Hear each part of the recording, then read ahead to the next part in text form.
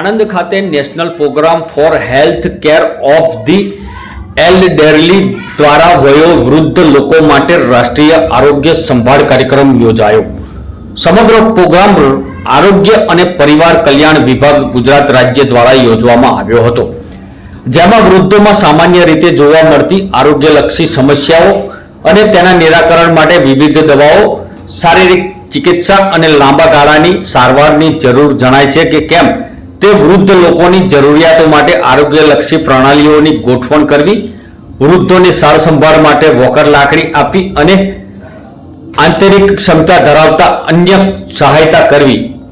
આ કાર્યક્રમને સફળ બનાવવા માટે શ્રી હસમુખભાઈ પટેલ, માનનીય પ્રમુખ શ્રી પ્રકાશભાઈ પટેલ, જિલ્લા પંચાયત ચેરમેન શ્રી ડોક્ટર પૂર્વી નાયક, ADHO ડોક્ટર જુબેર આરોગ્ય,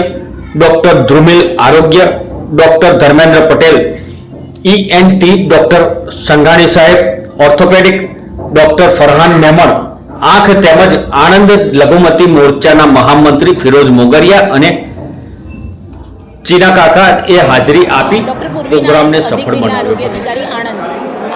આજ રોજ આંતરરાષ્ટ્રીય વયોવૃદ્ધ દિવસ 30 નવેમ્બરથી 5 ઓક્ટોબર સુધી સરકાર ઉજવી રહી છે